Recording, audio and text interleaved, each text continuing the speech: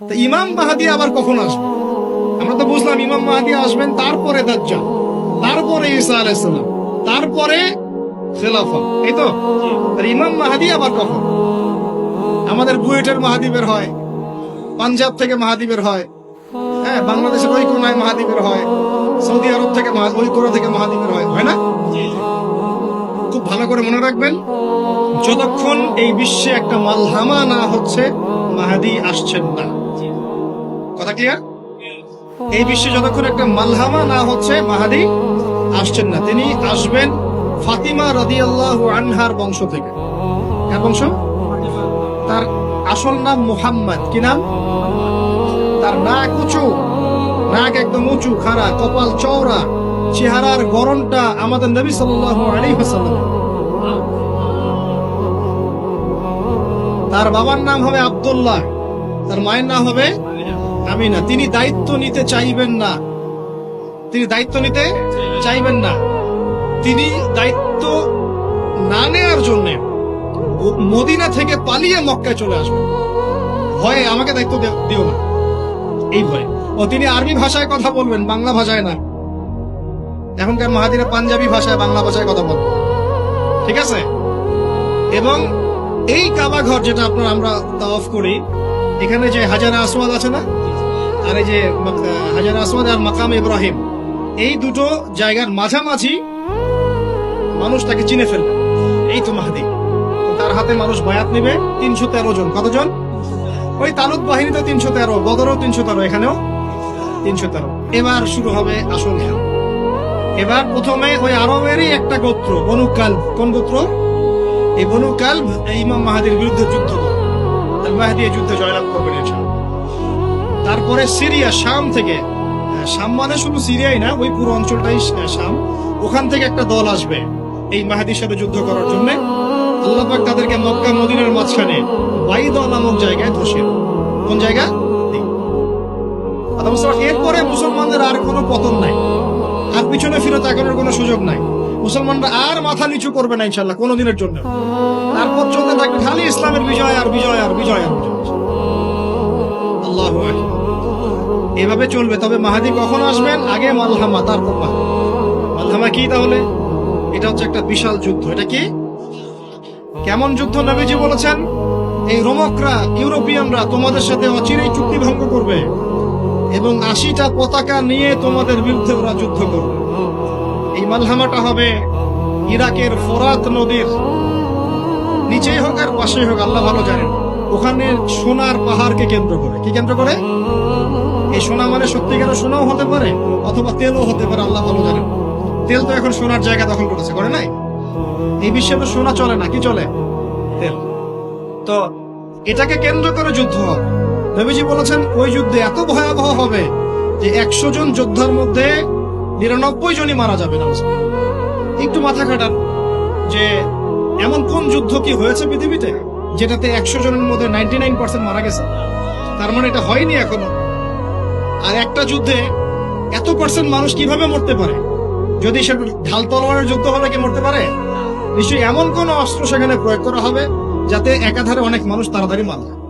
এটা এই অস্ত্র এখনকার যুগের কি অস্ত্র? নিউক্লিয়ার ওয়েপন্স হতে পারে, হতে পারে যদি এই যুগে সেটা হয়। আর যদি আল্লাহ পাক এটাকে আবার পূর্বের অবস্থায় নিয়ে যান, সেটাও হতে পারে, আল্লাহ ভালো জানেন। আমরা এটাকে ইন্টারপ্রিটেশন বলছি, এটা সঠিক হতে পারে, বেঠিক হতে পারে, অ্যাটলিস্ট একটা ধারণা তো পাচ্ছি। তারপর এই ইউফ্রেটিস নদীর এই সোনার পাহাড়কে কেন্দ্র করে এটা ঘটনা। আল্লাহ নবী আরো বলেছেন সাল্লাল্লাহু আলাইহি ওয়াসাল্লাম, মুসলমানরা, আমাদের কথা বলছে, মুসলমানরা তোমরা যেন সেখানে হাতও না বাড়াও। কোন মুসলমান যেন ওই সোনায় হাতও না বাড়ায়। ওই দিক থেকে আমরা যেন সম্পূর্ণ মুক্ত থাকি, ওরা মারামারি করে শেষ হয়ে যায়। বিশ্বটা হয়তো সংক্ষিপ্ত হয়ে আসতে পারে যদি এরকম কোন ম্যাসিভ নিউক্লিয়ার যুদ্ধ হয়ে যায়, যেটার আশঙ্কা অনেকেই করেন। মিলিটারি অ্যাফেয়ার্স যারা করেন তারা করেন, পলিটিক্স যারা করেন তারা করেন। এবং এই জায়নিস্টরা চাচ্ছে, এই জায়নিস্টরা খুব করে চাচ্ছে বিশ্বে এমন একটা যুদ্ধ লাগুক। একবার ইউক্রেন রাশিয়ার ইস্যু তুলে দেয়, একবার সিরিয়ার ইস্যু তুলে দেয়, একবার আফগান ইস্যু তুলে দেয়, একবার ইরাকে ইস্যু তুলে দেয়, একবার প্রথম বিশ্বযুদ্ধ লাগায়, একবার দ্বিতীয়টা লাগায়। ওরা খুব করে চাচ্ছে যেন আরো একটা লাগে। এবার যদি লাগে তাহলে এটা কনভেনশনাল যুদ্ধ হবে না, এটা দেখবেন একটা নিউক্লিয়ার যুদ্ধ হয়ে গেছে। সেটা হয়ে গেলে ওয়ার্ল্ডের আয়তন আর এমন থাকবে কিনা আল্লাহ ভালো জানে। এগুলো ভাবতে হবে, আমাদের করণীয় ফিক্স করতে হবে। আর আমরা কি করছি বললাম, ওই যে নেইমার দিকে ফুটবল খেলছি। আমরা কি করছি, আমরা মাশাআল্লাহ তেল বিক্রি করছি ওদের কাছে, আমরা ওদের কাছ থেকে পেট্রো ডলার চুক্তি করেছি, ওদের সাথে বন্ধুত্ব করার চেষ্টা করছি। আর আল্লাহ পাক কোরআনে বলেছেন লা তাত্তাখিযুল ইয়াহুদা ওয়ান নাসারা আউলিয়া, ওই আয়াতটা থাক, ওটা খালি তেলাওয়াতের জন্য, আমল করার জন্য না। আমার কথা কি বুঝতে পারছেন? ওলামায়ে কেরাম তো নিশ্চয়ই বুঝতে পারছেন। তো এখন আমি যে বললাম যে সুদভিত্তিক অর্থনীতির সাথে আমরা যেন সম্পৃক্ত না হই, হারাম না খাই, ঘুষ না খাই, বা হারাম রিজিকে না যাই, তাহলে ইবাদত কবুল হবে না। আদতে আমরা সবাই কোনো না কোনো ভাবে সুদ খাচ্ছি, কারণ পুরো সিস্টেমটাই সুদভিত্তিক। এখন এখান থেকে আমাদের উদ্ধারের পথ কি? একটা আয়াত আমি বলতে চাই, যেটাতে আপনি আশ্বস্ত হবেন কিছুটা। আল্লাহ পাক বলেছেন সূরা তালাকের মধ্যে, ফাত্তাকুল্লাহা মাস্তাতা'তুম, ফাত্তাকুল্লাহা মাস্তাতা'তুম, তোমরা সাধ্যমতো আল্লাহকে ভয় করো। মানে ইচ্ছা করে আপনি সুদের সাথে সম্পৃক্ত হবেন না, অনিচ্ছাকৃত যদি লেগে যায় গায়ে ছিটা ফোটা, আল্লাহ মাফ করে দিবেন ইনশাআল্লাহ। তাহলে ভাই আমরা যে মুসলিম পরিবারে জন্ম নিয়েছি, শুকরিয়া আদায় করতে হবে কিনা? তাহলে নামাজ পড়বো কিনা, রোজা রাখবো কিনা, পর্দা করবো কিনা, আমাদের পরিবারকে পর্দা রাখবো কিনা, বাচ্চাদেরকে আমরা কোরআন সুন্নাহ শেখাবো কিনা, আমরা নফল ইবাদত বাড়াবো কিনা, যাকাত দিব কিনা। বাংলাদেশে কিচ্ছু লাগবে না, কোনো বৈদেশিক ঋণেরও দরকার নাই, শুধু আপনারা যাকাত দেওয়া শুরু করেন। আমাদের স্যার আছে এখানে, উনি এই কথাগুলো আর উঁচু লেভেল পর্যন্ত পৌঁছাতে পারবেন, আমরা তো সব জায়গায় পৌঁছাতে পারবো না। কোনো বৈদেশিক ঋণের দরকার হবে না যদি আপনি আমি যাকাত দেওয়া শুরু করি। যাকাতের খাত কয়টা? 8টা। কয়টা? 8টা। খাতগুলো খুঁজে খুঁজে বের করেন, মুফতি সাহেবদের সাথে পরামর্শ করেন, দেখেন শুধু যাকাতের টাকা দিয়েই দেখবেন দারিদ্রতা দূর হয়ে গেছে। এটা প্রমাণিত অর্থনীতি, এটা কোনো কাল্পনিক অর্থনীতি নয়। আপনি উমর রাদিয়াল্লাহু আনহুর যুগে খুঁজে খুঁজে কোনো ফকির মিসকিন পাবেন না, পাবেন? উসমান রাদিয়াল্লাহু আনহুর যুগে আপনি খুঁজে খুঁজে মিসকিন পাবেন না। তাহলে তাদের সময় কিভাবে সম্ভব হলো, এখন কেন হয় না? কারণ হচ্ছে আমরা একে তো সুদভিত্তিক অর্থনীতির মধ্যে আছি, 1, 2 আমরা ওই যে পশ্চিমাদের এবং জায়নিস্টদের ঋণের জালে পড়ে গেছি, 2, আর 3 হচ্ছে আমরা যাকাত ছেড়ে দিয়েছি। মাঝে মাঝে আমরা দেই টুকটাক যাকাত মসজিদে, মাদ্রাসা, এখানে ওখানে, আর মনে করি যে আমি পাক্কা মুসলমান হয়ে গেছি। প্রথম নসিহত আজকের, আল্লাহ পাক আমাকে আমল করার তৌফিক দান করুন, আপনাদের সবাইকে তৌফিক দান করুন। উদখুলু ফিস সিলমি কাফা, তোমরা পরিপূর্ণরূপে ইসলামে প্রবেশ করো। যতদিন পর্যন্ত আমরা পরিপূর্ণ মুসলমান না হচ্ছি, পুরো বিশ্বে মায়ের খাওয়া বন্ধ হবে না। যে মুসলমান নামাজ পড়ে না, সে কেন মায়ের খাবে না আমাকে বুঝান। যে মুসলমানের নৈতিকতা নাই, 10টা টাকার জন্য ইমান বিক্রি করতে পারে, সে কেন মায়ের খাবে না? যে বোন পর্দা করার ফুরসতই পাচ্ছে না, তার কাছে মনে হচ্ছে দেহের প্রদর্শনী মনে হয়, এটাই মনে হয় ভালো, তো সে কেন মায়ের খাবে না? কেন ধর্ষণের শিকার হবে না আমাকে বুঝান। যখন আমরা হারাম খাচ্ছি, কিভাবে আমাদের দোয়া আরো সে আজিমে পৌঁছাবে আমাকে বুঝান। আর যখন আমরা রাষ্ট্রীয়ভাবে, জাতিগতভাবে আল্লাহর হুকুম আহকাম বিধানকে পাশ কাটিয়ে মানব রচিত বিধান চর্চা করছি, আল্লাহর রহমত কিভাবে নেমে আসবে আমাকে বুঝান। আমি বুঝি না ভাই, আমাকে বুঝান। কোন অপশন আছে? একটা বিষয় কান খুলে শুনে রাখেন, আসন্ন সময়গুলোতে এই বিশ্বে শুধুমাত্র ইসলাম থাকবে, আর কিচ্ছু থাকবে না। আল্লাহ পাক এমন একটা প্রজন্ম অচিরেই নিয়ে আসবেন যারা এইরকম ইসলাম পালন করবে না, যারা 100% ইসলাম পালন করবে ইনশাআল্লাহ। তারা পরিপূর্ণ মুসলমানও হবে, ইসলামও পরিপূর্ণরূপে পালন করবে, আল্লাহর পথে দাওয়াতি কাজও করবে, প্রয়োজন হলে জিহাদও শরীক হবে।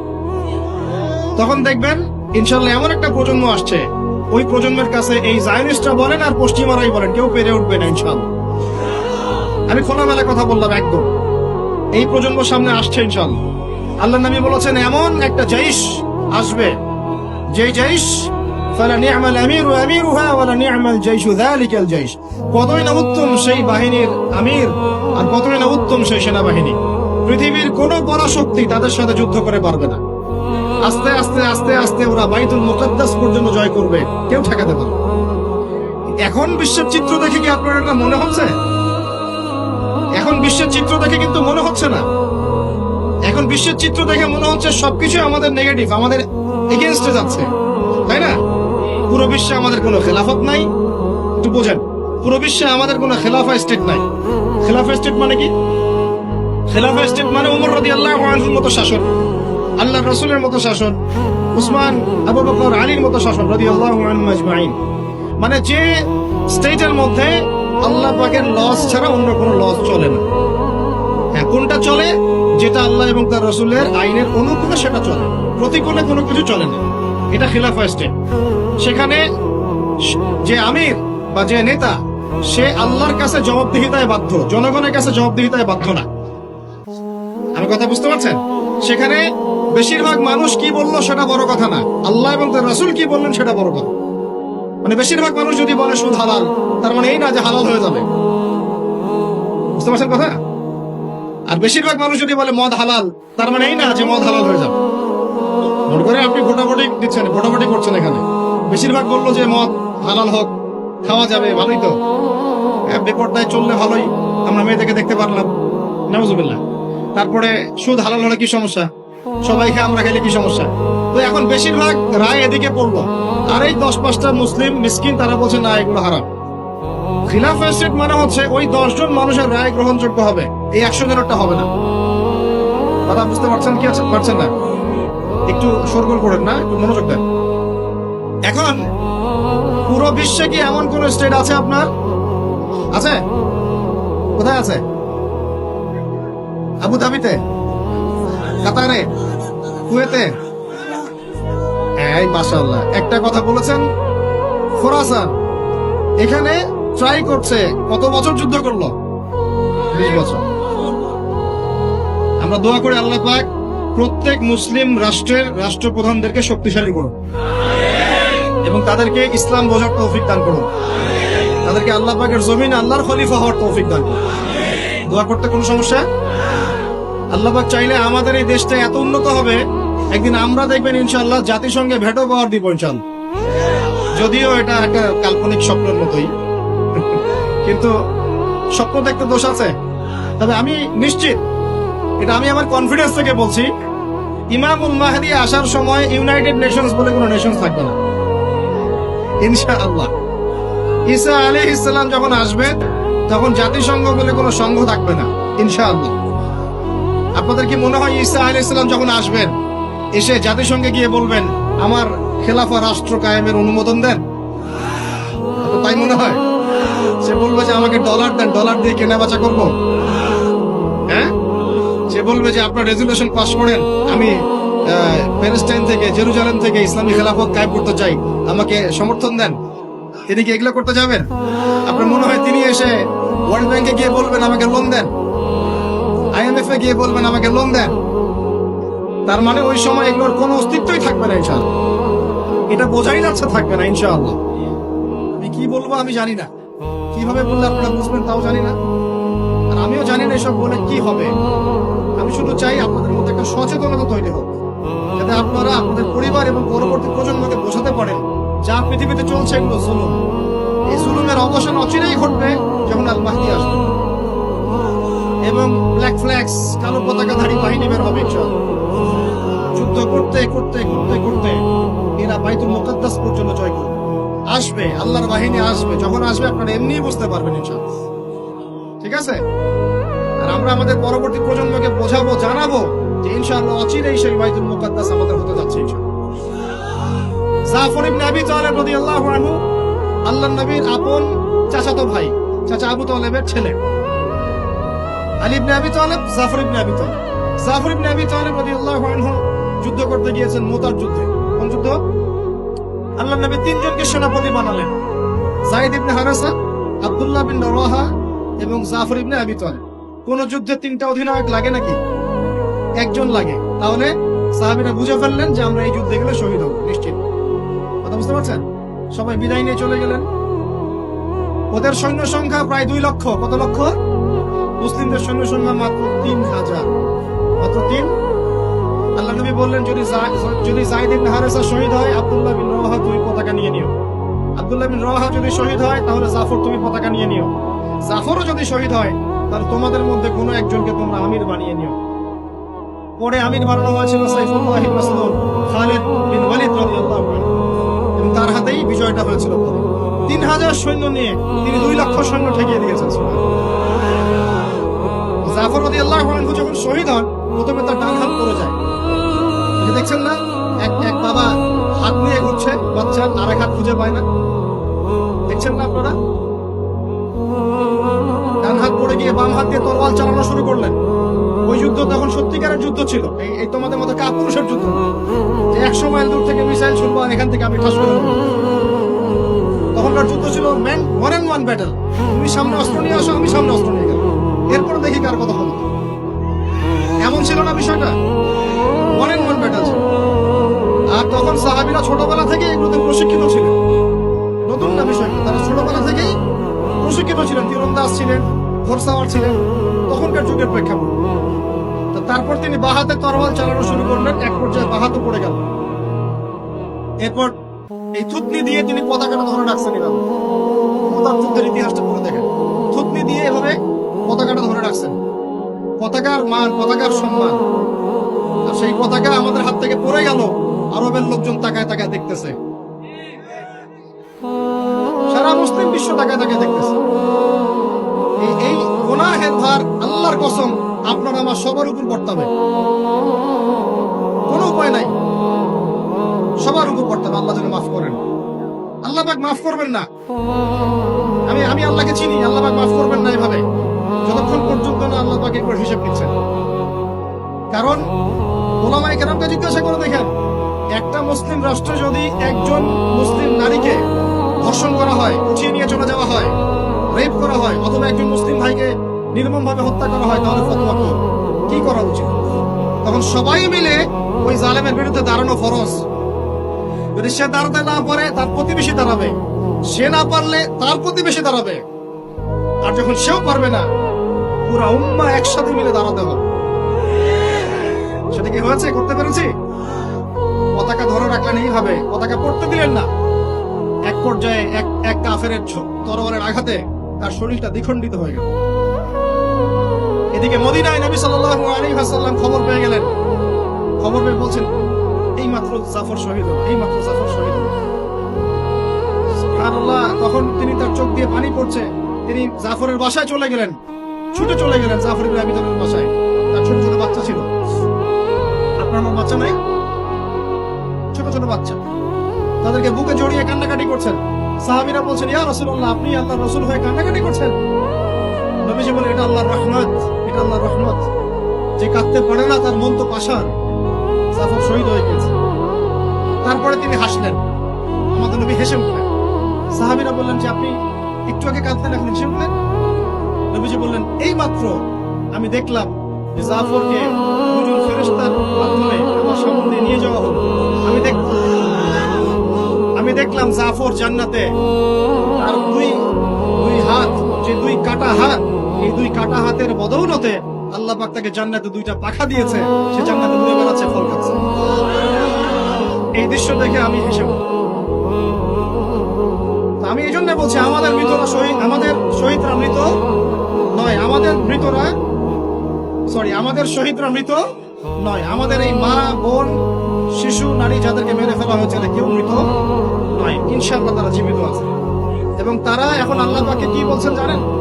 তারা আল্লাহকে বলছেন, আল্লাহ আমাদেরকে আরেকবার ফিরিয়ে দাও, আরো একবার এদের বিরুদ্ধে যুদ্ধ করে যেন শহীদ হয়। একজন শহীদ সাহাবীর মাকবারা থেকে যদি কেউ কোনো ঘাত পায়, মনে করে আল্লামা তারেক জামিল হুজুর গিয়েছেন মুয়াজ বিন জাবাল রাদিয়াল্লাহু আনহু কবরের সামনে, আপনি গিয়েছেন মনে করে, এরকম অনেক মানুষই পেয়েছে। আপনি গিয়েছেন এমন একজন সাহাবীর কবরের সামনে, যেখানে আপনি কিছু একটা ঘ্রাণ পাচ্ছেন, আপনি পাচ্ছেন, হয়তো আর 10 জন পাচ্ছে না, এই 5 জন পাচ্ছে, ওই 10 জন পাচ্ছে না, হতে পারে কি না? আল্লাহ পাকের কুদরত কারিশমা নাই? যে পাচ্ছে বলেই যে সে জান্নাতি, এমনও তো না। ব্যাপারটা কেমন না? ইমাম বুখারী রাহিমাহুল্লাহ ইন্তেকাল করেছেন, যখন তাকে দাফন করার পরে এত সুঘ্রাণ ছড়িয়েছে, মানুষ মাটি হাতে করে নিয়ে বাসায় আসতো, মিশকাম ঘ্রাণ বেরোচ্ছে কবর থেকে। এখনো বাংলাদেশেও বহু মানুষকে দেখা যায় যে 10 বছর আগে ইন্তেকাল করেছেন, এখনো লাশ অক্ষত আছে। এটা কি মিথ্যা কথা? এই কারিশমা গুলো নাই? তো মনে করেন একজন পেয়েছে, তো সে তার আবেগটা কিভাবে প্রকাশ করবে? সে কি বলবে যে আমি জাহান্নামের ঘ্রাণ পাচ্ছি? কি বলতে পারে? শব্দটা কি প্রয়োগ করতে পারে? ওরে বাপরে বাপ, এটা নিয়ে যে শুরু করলো এক শ্রেণীর লামাসাবি, বেশিরভাগই লামাসাবি ছিল তারা মাযহাব মানে না, বাট শাইখ মানে অবশ্য। এটা আবার একটা পয়েন্ট আছে, কোনো মাযহাবই মানি না, আমি কোনো মাযহাবই মানি না, কিন্তু আমার শাইখকে মানি, আমার শাইখ যা বলবে তাই। আমার কথা রাগ করছেন? রাগ করেন না, এটা ভুল, এটা ভুল পথ, এটা একটা ভুল পথ। আপনি যদি মাযহাব না মানেন তাহলে আপনাকে মুজতাহিদ হতে হবে। একজন মুজতাহিদ, যে যার মাযহাব মানার দরকার নাই, সে কোরআন সুন্নাহ সব জ্ঞান জানে। আপনার তো মাযহাব মানার দরকারই নাই, আপনি তো মুজতাহিদ নিজেই। মাশাআল্লাহ, আমরা তখন আপনাকে মানব, কিন্তু আপনি তো মুজতাহিদ নন। বরং আপনি কোনো কোনো ক্ষেত্রে কোরআনও তেলাওয়াত করতে পারেন না, হাদিসের ইবারতও পড়তে পারেন না, আপনি কোনো ফিকহের মাসআলা দিতে পারবেন না। তাহলে তো আপনাকে কোনো ইমামের অনুসরণ করতেই হবে, এবং সেটা আপনি করছেন তো। মাশাআল্লাহ, আপনি শাইখকে ফলো করছেন, ওটা তো মাযহাব মানেই হলো, তাই না? আদতে যা হয়েছে, চার মাযহাবকে বাদ দিয়ে নতুন একটা মাযহাব চালু করলেন, আদতে কিন্তু এটা হলো। প্রতিষ্ঠিত মাযহাবগুলোকে বাদ দিয়ে নতুন একটা মাযহাব চালু করলেন, মাযহাবে জাকারিয়া, মাযহাবে রাজ্জাকিয়া, এরকম কিছু মাযহাব চালু করলেন, নতুন নতুন মাযহাব। এর বাইরে আপনি যাবেন। উনি যদি বলেন তালেবান খারাজি, আপনিও বলবেন তালেবান খারাজি। উনি যদি বলেন অমুক আদনানি গোষ্ঠী, আপনিও বলবেন সে আদনানি গোষ্ঠী। তাহলে আপনি তো আপনার শাইখের মুকাল্লিদ। আপনি কি যাচাই করতে পারেন আসলে কারা খারাজি, কারা এই কারা সেই? আদতে লা মাযহাবি বলে কোনো শব্দ নাই। আমরা সবাই কোনো না কোনো মাযহাব ফলো করি। বাংলাদেশের সবচেয়ে বড় আলেমের একজনের নাম বলেন দেখি। বলেন একটা নাম, একটা নাম বলেন। মাশাআল্লাহ, কি বলেছেন? আব্দুল মালিক দামাত বারাকাতুহু। আচ্ছা, মাশাআল্লাহ। হ্যাঁ, মাশাআল্লাহ, ওনার মতো মুহাদ্দিস এই উপমহাদেশে খুব কমই আছে, ঠিক না বেঠিক?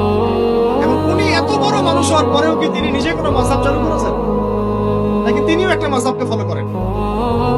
এখন আপনি আমি তো কোরআনই পড়তে পারি না, হাদিসও বুঝি না, মাসলা মাসাইলও জানি না, ফিকহ বুঝি না, 2 দিন 4টা চটি বই পড়ে আপনি মুস্তাহিদ হয়ে গেলেন? মূলত এটা হয়ে গেল শায়েখ পূজা। কি হলো? আপনি কোনো শায়েখকে ফলো করেন, আমি আপনাকে দোষ দিচ্ছি না, নেগেটিভ বলছি না, কিন্তু আপনাকে লিবারাল থাকতে হবে, ওপেন মাইন্ডেড হতে হবে। এমন না যে সে যদি ভুল বলে সেটাই মেনে নিবেন। এখন মূল কথাটা আসেন, এই যে শুরু করলো ঘ্রাণ, জান্নাতের ঘ্রাণ পেয়েছে। আরে বাপরে বাপ, জান্নাতের ঘ্রাণ কোথা থেকে পাওয়া যায় না, এই সেই। তখন মনে হচ্ছিল যে আল্লাহ, এই মিডিয়া গুলোর চাইতে আমাদের বড় শত্রু মনে আর কেউ নাই। ঠিক আছে, নামাজের আপনাকে গুরুত্ব বুঝাচ্ছিলাম। যে কোনো মক্তবে হোক, মাদ্রাসায় হোক, ওলামা কেরাম এগুলো বুঝান, আমাদেরকে শিখিয়েছেন ছোটবেলায়। যখন নামাজ পড়বা তখন প্রত্যেকটা সেন্টেন্স সুন্দর করে বলো যে ইয়্যাকা না'বুদু ওয়া ইয়্যাকা নাস্তাঈন, স্পষ্ট করে সুন্দর করে বলো, তাড়াহুড়া করো না। এখন আপনি মনে করেন বলছেন ইয়্যাকা না'বুদু ওয়া ইয়্যাকা নাস্তাঈন, এখানে কানা বলে কোনো শব্দ আছে? বলেন তো, কথাটা বুঝেন কি? শব্দটা ইয়্যাকা, শব্দটা কি? ইয়্যাকা একটা শব্দ, না'বুদু একটা শব্দ, ওয়া ইয়্যাকা একটা শব্দ, নাস্তাঈন একটা শব্দ। তো আপনি পড়ছেন ইয়্যাকা না'বুদু, ইয়্যাকা না'বুদু, এই কানা মানে আবার কে? শব্দটা হচ্ছে ইয়্যাকা না'বুদু, ইয়্যাকা না'বুদু ওয়া ইয়্যাকা নাস্তাঈন। এখন আমাদেরকে শেখানো হচ্ছে, ছোটবেলা থেকে শিখেছি আমরা, যে সুন্দর করে তারতিলের সাথে কোরআন তেলাওয়াত করবে, যাতে প্রত্যেকটা শব্দের পার্থক্য বোঝা যায়। আপনি বলছেন, ধরেন কথার কথা, আপনি বলছেন, আমি বলছি আল্লাহু আকবার, আল্লাহু আকবার। এখন কেউ বলছে আল্লাহু আকবার, আল্লাহু আকবার, শব্দটা কি হু আকবার না আল্লাহু আকবার? একটা সৌন্দর্য আছে না? এইটাই বুঝাচ্ছিলাম যে সামিআ আল্লাহু লিমান হামিদা, সামিআ আল্লাহু লিমান হামিদা। এই বাপরে বাপ, কি দিয়ে শুরু করলো! তখন মনে হচ্ছে সংসদে বিল পাস করা খালি বাকি রাখছে, এটা সংসদ পর্যন্ত নিয়ে যাবে, এটা মনে হচ্ছিল আমার কাছে। হায় রে বাঙালি জাতি! ভাই, মূল কথা আজকের লেকচারের, পুরো বিশ্বে আমাদের অবস্থা ভালো না, মূল জায়গায় থাকবেন, শাখা প্রশাখায় যাবেন না। আমাদের মূল জায়গা হচ্ছে পরিপূর্ণ ইসলাম পালন করব, নিজে করব, আমার পরিবারে প্রতিষ্ঠা করব ইনশাআল্লাহ, আমার বাচ্চাদের মধ্যে প্রতিষ্ঠা করব ইনশাআল্লাহ। আমরা ওলামায়ে কেরামের মধ্যে কোনো বিভক্তি সৃষ্টি করব না, আমরা ইস্যু পাগল হব না, আমরা মাজলুমের পক্ষে থাকব, আমরা জালেমের বিপক্ষে থাকব। মুনাফিকদের সাথে কোনো আপোষ নাই, জালেমদের সাথে কোনো আপোষ নাই। আমরা উম্মার ঐক্যের চেষ্টা করব, বিভক্তির দিকে যাব না। আমরা হালাল খাবো, আমাদের উপরে যারাই গভর্নমেন্টে আসুক আমরা আনুগত্য করব, আমরা আনুগত্য করব, আমরা তাদের সাথে বিদ্রোহে যাব, তাদেরকে ওয়াজ নসিহত করব, বোঝানোর চেষ্টা করব এবং জাতিগত ঐক্য ধরে রাখবো। হ্যাঁ, তারা যদি সরাসরি ইসলামের বিরুদ্ধে চলে যায় তখন যা করার তাই করবো, কিন্তু সরাসরি কি তারা ইসলামের বিরুদ্ধে যাচ্ছে? অতএব এখানে আমরা কোনো ফাসাদ সৃষ্টি করবো না, কোনো দরকার নাই ভাই। মুসলিম মারামারি করে এগুলো শহীদ না, মুসলিম লাঠি বৈঠা নিয়ে মারামারি করে এগুলো শহীদ হবে না, সাবধান, এটা সঠিক পথ নয়। তবে আমরা অবশ্যই তাদেরকে নসিহত করবো, দোয়া করবো, জাতিগত ঐক্য ধরে রাখবো এবং আমাদের লক্ষ্য আমরা স্থির রাখবো। আমাদের লক্ষ্যটা কি ভাই? ওই বাইতুল মুকাদ্দাস। লক্ষ্যটা কি? বাইতুল মুকাদ্দাস। ইনশাআল্লাহ পুরো বিশ্ব থেকে আস্তে আস্তে জালেমদের পতন করবে ইনশাআল্লাহ, মাজলুমের রক্ত বৃথা যাবে না ইনশাআল্লাহ। আমাদের শহীদরা মৃত নন ইনশাআল্লাহ, তাদেরকে রিজিক দেওয়া হচ্ছে। আমরা সবাই মন খুলে দোয়া করতে হবে। এখন কনক্লুশন বিশ্বের এই অবস্থায় আমাদের অবস্থাটা কি একটু দেখাই, তারপর শেষ করে দিই। একটু বসেন 10টা মিনিট খালি মনোযোগ দিন। আমাদের অবস্থা কি দেখেন? পুরো বিশ্বে কি আমাদের খেলাফা আছে?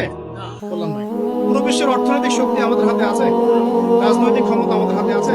বৈশ্বিক রাজনৈতিক ক্ষমতা আছে? নাই। আমাদের কি মিডিয়াগুলো সব স্বতন্ত্র, নিজের স্বাধীন?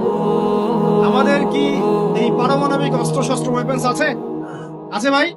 নাই। আমাদের কি ঐক্যবদ্ধ জাতির একটা নেতা আছে? মানে আমি ওয়ানজেলা এরকম কিছু আছে? নাই। এখন এই অবস্থায় আমরা যদি আমাদের অবস্থানকে উন্নত করতে চাই, বিশৃঙ্খলা করে না, একটু বসেন, জাস্ট 5টা মিনিট বসেন, শেষ করে দিচ্ছি। একটু পরে দোয়া হবে, তারপরে আমরা যাবো। এই অবস্থায় আমরা কি চাই? আগে আমাকে বলেন, আমরা কি চাই যে আমাদের অবস্থা আগের মতো হোক? আগের মতো বলতে রাসূলের যুগের মতো, সাহাবীদের যুগের মতো আমরা কি চাই আমাদের অবস্থা আবার সেরকম হোক?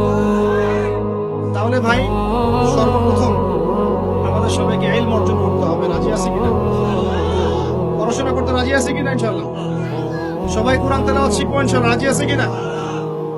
সবাই কোরআনের অর্থ পড়বো। রাজি আছে কিনা? প্রতিদিন কমপক্ষে 5টা করে হাদিস পড়বো। রাজি আছে কিনা? বাংলাদেশের বরেণ্য ওলামায়ে কেরামদের সাথে সোহবতে থাকবো। রাজি আছে কিনা? আমরা সবাই হালাল খাবো ইনশাআল্লাহ। রাজি আছে কিনা? হারাম থেকে দূরে থাকবো। রাজি আছে কিনা? আমাদের পরিবারে আমরা বেপরদামি ঢুকতে দিব না। রাজি আছি? আমাদের সন্তানদেরকে মানুষ করবো। রাজি আছি? আমরা আমাদের এই সমাজের মধ্যে মানব সৃষ্ট কোনো ফাসাদ সৃষ্টি করবো না। রাজি আছি ইনশাআল্লাহ? আমরা মুসলিম উম্মাহ নির্যাতিত ভাই বোনদের জন্য দোয়া করবো। রাজি আছি কিনা? তাদের জন্য আল্লাহর দরবারে কান্নাকাটি করবো। রাজি আছি কিনা? আমরা উম্মার মাঝে কোনো বিভক্তি সৃষ্টি করবো না। রাজি আছি কিনা? আমরা সবাই মিলে দ্বীনের দাওয়াতি কাজ করবো। রাজি আছি কিনা? আমরা সবাই মিলে প্রয়োজনে আল্লাহর দ্বীনের জন্য জিহাদ করবো। রাজি আছি কিনা? আল্লাহ পাক আমাদের সবাইকে যেন কবুল করেন, আমিন। শেষ কথা শুনে রাখেন, এই জুলুম চিরস্থায়ী হবে না। এই বাংলাদেশ ঈসা আলাইহিস সালাম শাসন করবে ইনশাআল্লাহ। আপনারা ইলেকশন করেন, হরতাল করেন, এই করেন সেই করেন, আমার কথাটা ছোট ভাই হিসেবে বিশ্বাস করেন। আমি কোন দলের মানুষ না, আমি সবার শুভাকাঙ্ক্ষী। এই বাংলাদেশ ঈসা আলাইহিস সালাম শাসন করবে ইনশাআল্লাহ। এই ভারত ঈসা আলাইহিস সালাম শাসন করবে। এই জেরুজালেম ঈসা আলাইহিস সালাম শাসন করবে। এই আরবের যত কান্ট্রি দেখতেছেন সবগুলো ঈসা আলাইহিস সালাম শাসন করবে। তার আগ পর্যন্ত আপনারা এই খেলা চালাতে থাকেন, কোনো লাভ নাই। আস্তে আস্তে সব শেষ হয়ে যাবে। এখন একটা মজার প্রশ্ন, এই প্রশ্নটা দিয়ে শেষ করি। ইমাম মাহদী আবার কখন আসবে? আমরা তো বুঝলাম ইমাম মাহদী আসবেন, তারপরে দাজ্জাল, তারপরে ঈসা আলাইহিস সালাম, তারপরে খেলাফত, এই তো। ইমাম মাহদী আবার কখন? আমাদের বুয়েটের মাহদী বের হয়, পাঞ্জাব থেকে মাহদী বের হয়, হ্যাঁ, বাংলাদেশের ওই কোনায় মাহদী বের হয়, সৌদি আরব থেকে ওই কোনা থেকে মাহদী বের হয় না? খুব ভালো করে মনে রাখবেন, যতক্ষণ এই বিশ্বে একটা মালহামা না হচ্ছে মাহদী আসছেন না। কথা ক্লিয়ার? এই বিশ্বে যতক্ষণ একটা মালহামা না হচ্ছে মাহাদি আসছেন না। তিনি আসবেন ফাতিমা রাদিয়াল্লাহু আনহার বংশ থেকে। কার বংশ? তার আসল নাম মুহাম্মদ। কি নাম? তার নাক উঁচু, নাক একদম উঁচু খাড়া, কপাল চওড়া, চেহারার গড়নটা আমাদের নবী সাল্লাল্লাহু আলাইহি ওয়াসাল্লাম। তার বাবার নাম হবে আব্দুল্লাহ, তার মায়ের নাম হবে আমিনা। তিনি দায়িত্ব নিতে চাইবেন না, তিনি দায়িত্ব নিতে চাইবেন না।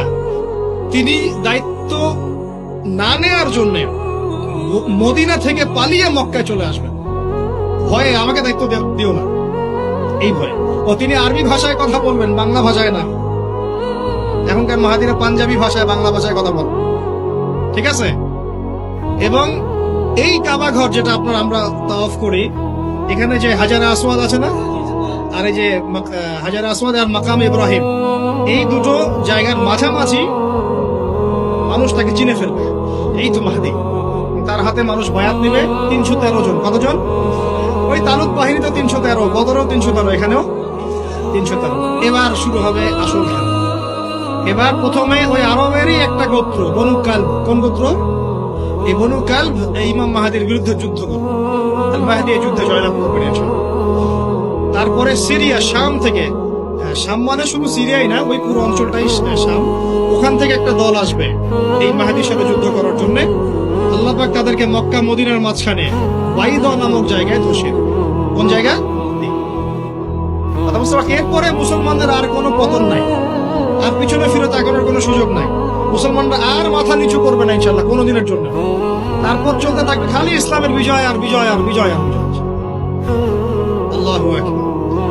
এভাবে চলবে। তবে মাহাদি কখন আসবেন? আগে মালহামা, তারপর মাহাদি। মালহামা কি তাহলে? এটা হচ্ছে একটা বিশাল যুদ্ধ। এটা কি? কেমন যুদ্ধ? নবীজি বলেছেন, এই রোমকরা, ইউরোপিয়ানরা তোমাদের সাথে অচিরেই চুক্তি ভঙ্গ করবে এবং 80টা পতাকা নিয়ে তোমাদের বিরুদ্ধে ওরা যুদ্ধ করবে। এই মালহামাটা হবে ইরাকের ফোরাত নদীর নিচেই হোক আর পাশেই হোক, আল্লাহ ভালো জানেন। ওখানে সোনার পাহাড়কে কেন্দ্র করে। কি কেন্দ্র করে? এই সোনা মানে সত্যিকারের সোনাও হতে পারে, অথবা তেলও হতে পারে, আল্লাহ ভালো জানেন। তেল তো এখন সোনার জায়গা দখল করেছে, করে নাই? এই বিশ্বে তো সোনা চলে না, কি চলে? তেল। তো এটাকে কেন্দ্র করে যুদ্ধ হবে। নবীজি বলেছেন ওই যুদ্ধে এত ভয়াবহ হবে যে 100 জন যোদ্ধার মধ্যে 99 জনই মারা যাবে না। একটু মাথা কাটান যে এমন কোন যুদ্ধ কি হয়েছে পৃথিবীতে যেটাতে 100 জনের মধ্যে 99% মারা গেছে? তার মানে এটা হয়নি এখনো। আর একটা যুদ্ধে এত পার্সেন্ট মানুষ কিভাবে মরতে পারে? যদি সেটা ঢাল তলোয়ারের যুদ্ধ হলে কি মরতে পারে?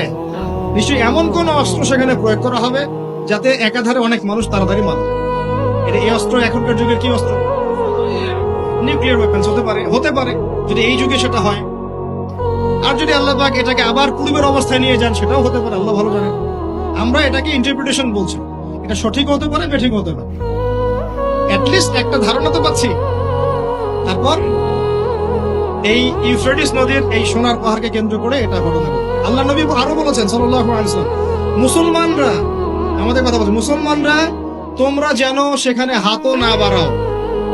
কোন মুসলমান যেন ওই সোনায় হাতও না বাড়ায়, মানে ওই দিক থেকে আমরা যেন সম্পূর্ণ মুক্ত থাকি। ওরা মারামারি করে শেষ হয়ে যায়। বিশ্বটা হয়তো সংক্ষিপ্ত হয়ে আসতে পারে যদি এরকম কোন ম্যাসিভ নিউক্লিয়ার যুদ্ধ হয়ে যায়, যেটার আশঙ্কা অনেকেই করেন। মিলিটারি অ্যাফেয়ার্স যারা করেন তারা করেন, পলিটিক্স যারা করেন তারা করেন। এবং এই জায়নিস্টরা চাচ্ছে, এই জায়নিস্টরা খুব করে চাচ্ছে বিশ্বে এমন একটা যুদ্ধ লাগুক। একবার ইউক্রেন রাশিয়ার ইস্যু তুলে দেয়, একবার সিরিয়ার ইস্যু তুলে দেয়, একবার আফগান ইস্যু তুলে দেয়, একবার ইরাকে ইস্যু তুলে দেয়, একবার প্রথম বিশ্বযুদ্ধ লাগায়, একবার দ্বিতীয়টা লাগায়। ওরা খুব করে চাচ্ছে যেন আরো একটা লাগে। এবার যদি লাগে তাহলে এটা কনভেনশনাল যুদ্ধ হবে না, এটা দেখবেন একটা নিউক্লিয়ার যুদ্ধ হয়ে গেছে। সেটা হয়ে গেলে ওয়ার্ল্ডের আয়তন আর এমন থাকবে কিনা আল্লাহ ভালো জানে। এগুলো ভাবতে হবে, আমাদের করণীয় ফিক্স করতে হবে।